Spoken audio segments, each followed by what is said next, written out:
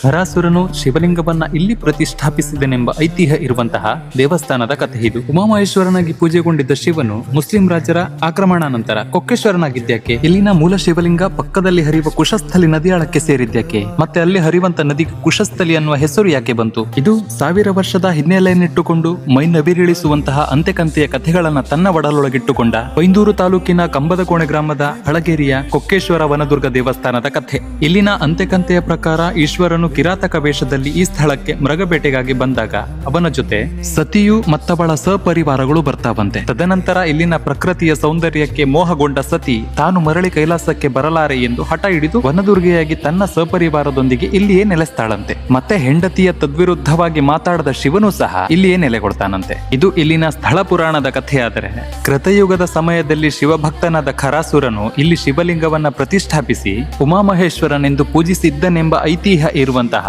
ಕಾರಣಿಕ ಕ್ಷೇತ್ರವಂತೆ. ಹಿಂದೆ ವೈಭವೋಪೇತವಾಗಿ ಮೆರೆದಿದ್ದ ಈ ದೇವಸ್ಥಾನದ ಮೇಲೆ ಮುಸ್ಲಿಂ ರಾಜನು ದಾಳಿ ಮಾಡಿ ಇಲ್ಲಿನ ಸಂಪತ್ತುಗಳನ್ನು ದೋಚಿದ್ದನಂತೆ. ಈ ಬಗ್ಗೆ ಯಾವುದೇ ಶಾಸನಗಳು ದೊರಕಿಲ್ಲವಾದರೂ ರಾಜ ಮತ್ತವನ ಪರಿವಾರಗಳು ದಾಳಿ ಮಾಡಿದ ಕುರುಹು ಎಂಬಂತೆ ಇಲ್ಲಿನ ಮೂಲ ಶಿವಲಿಂಗವನ್ನ ಹತ್ತಿರದಲ್ಲೇ ಹರಿವ ನದಿಗೆ ಎಸೆದಿದ್ದರಂತೆ. ಮತ್ತೆ ಆ ಶಿವಲಿಂಗ ನದಿಯ ನೀರು ಕಡಿಮೆಯಾದಾಗೆಲ್ಲ ಇಂದಿಗೂ ಗೋಚರವಾಗುತ್ತಂತೆ. ಅಂದು ಶಿವಲಿಂಗವನ್ನ ನೀರಿಗೆ ಎಸೆದಿದ್ದರ ಪರಿಣಾಮವಾಗಿ ಈ ಗ್ರಾಮದಲ್ಲಿ ಬರಗಾಲ, ಗಲಭೆ, ಗದ್ದಲಗಳು ಉಂಟಾದವಂತೆ. ಇದರ ಪರಿಹಾರಾರ್ಥವಾಗಿ ಗುರುಶ್ರೇಷ್ಠರ ನಿರ್ಣಯದಂತೆ ಇನ್ನೊಂದು ಲಿಂಗವನ್ನ ಪ್ರತಿಷ್ಠಾಪಿಸಿದ್ದರಂತೆ. ಅಂದಿನ ದಾಳಿಯ ನಂತರ ಸುಮಾರು 800 ವರ್ಷಗಳ ಹಿಂದೆ ಪುನರ್ ಪ್ರತಿಷ್ಠಾಪಿಸಿದ್ದ ಲಿಂಗ ರೂಪದ ಶಿವನಿಗೆ ಗುಡಿ ಗೋಪುರಗಳೆಲ್ಲವೂ ಪ್ರಕೃತಿಯೇ ಆಗಿದ್ದರಿಂದ ಪೂಜೆ ಮುಗಿದ ಬಳಿಕ ಪ್ರಕೃತಿಯ ವೈಪರೀತ್ಯಕ್ಕೆ ಒಳಗಾಗದಂತೆ ಶಿವಲಿಂಗದ ರಕ್ಷಣೆಯ ಸಲುವಾಗಿ ಕುಕ್ಕಿಯನ್ನು ಮುಚ್ಚಿ ಹೋಗುತ್ತಿದ್ದರಂತೆ. ಕುಂದಾಪುರ ಕನ್ನಡದ ಆಡು ಭಾಷೆಯಲ್ಲಿ ಬುಟ್ಟಿಗೆ ಕುಕ್ಕಿ ಎನ್ನುತ್ತಿದ್ದ ಮತ್ತು ಆ ಕುಕ್ಕಿಯನ್ನು ಮುಚ್ಚುತ್ತಿದ್ದ ಕಾರಣಕ್ಕೆ ಕುಕ್ಕೀಶ್ವರನು ಕೊಕ್ಕೇಶ್ವರನಾಗಿ ನಾಮಕರಣಗೊಂಡನೆನ್ನುವುದು ಇನ್ನೊಂದು ಕಥೆ. ಇಲ್ಲಿ ಹರಿವ ನದಿಯ ಅಕ್ಕಪಕ್ಕದಲ್ಲಿ ದರ್ಬೆ ಯಥೇಚ್ಛವಾಗಿ ಬೆಳೆಯುತ್ತಿತ್ತಂತೆ. ಮತ್ತೆ ದರ್ಬೆಗೆ ಕುಶ ಅನ್ನುವ ಕಾರಣಕ್ಕೆ